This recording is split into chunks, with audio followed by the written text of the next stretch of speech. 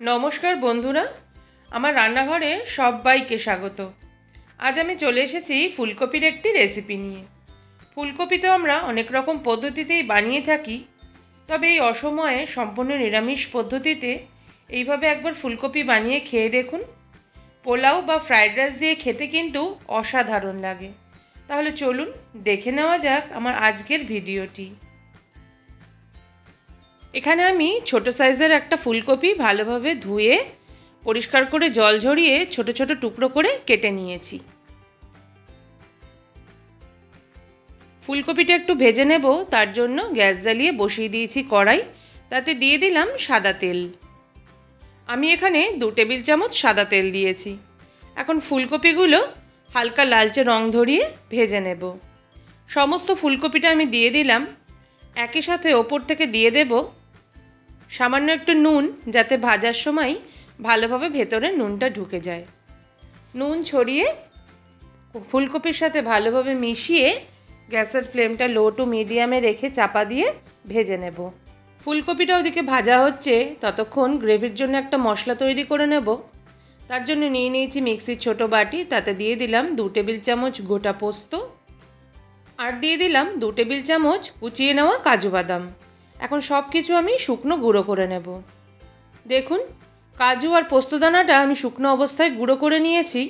এখন এতে দিয়ে দিচ্ছি 2টো কাঁচা লঙ্কা। লঙ্কাগুলো একটু ফাটিয়ে দিচ্ছি। এছাড়া জলের পরিবর্তে দিয়ে দেব 50 গ্রাম মতো টক দই। এতে আমি আলাদা করে আর কোনো রকম জল ব্যবহার করছি না। এখন ভালোভাবে বেটে নেব। মশলাটা ভালোভাবে বেটে নিয়েছি। এদিকে ফুলকপিটাও আমার লালচে রং ধরিয়ে ভাজা হয়ে গেছে। এর থেকে আর বেশি ভাজবো না।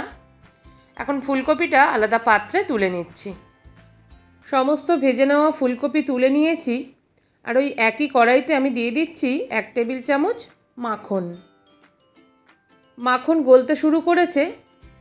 আর এতে আমি এখন কিছু গোটা গরম মশলা ফোড়ন দিয়ে দেব 2টো ফাটিয়ে নেওয়া এলাচ, 2টো ছোটো ছোটো দারচিনির স্টিক, 2টো লবঙ্গ আর 1 টুকরো জয়িত্রী। গোটা গরম মশলাগুলো বেশ ভালোভাবে ভেজে নিয়েছি। এখন এতে দিয়ে দিচ্ছি টক দই, কাজু আর পোস্তর মিশ্রণটা। মিক্সির বাটিটা ধুয়েও সামান্য একটু জল দিয়ে দিলাম। এছাড়া দিয়ে দিচ্ছি স্বাদ মতো নুন,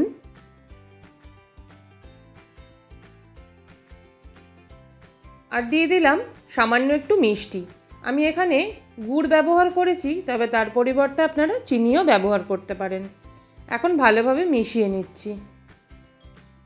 নুন আর মিষ্টি দিয়ে বেশ ভালোভাবে মশলা কষিয়ে নিয়েছি। দেখুন, মশলা থেকে কিন্তু এখন তেলটাও ছাড়তে শুরু করেছে।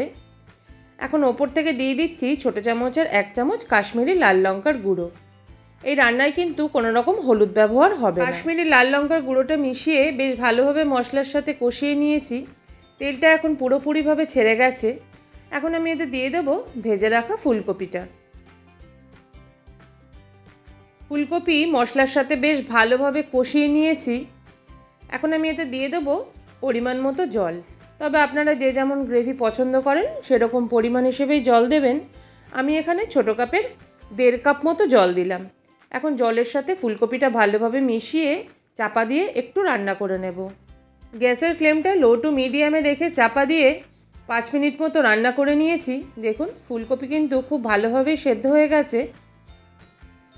ফুলকপি সামান্য নাড়াচাড়া করে দিয়ে দেবো ওপর থেকে 2টো চিড়ে নেওয়া কাঁচা লঙ্কা। রান্নাটা কিন্তু আমার একদম কমপ্লিট হয়ে গেছে। এখন সামান্য নাড়াচাড়া করে গ্যাসের ফ্লেমটা বন্ধ করে চাপা দিয়ে 5 মিনিট স্ট্যান্ডিং টাইমে রেখে রান্নাটা আমি পরিবেশন করে নেব।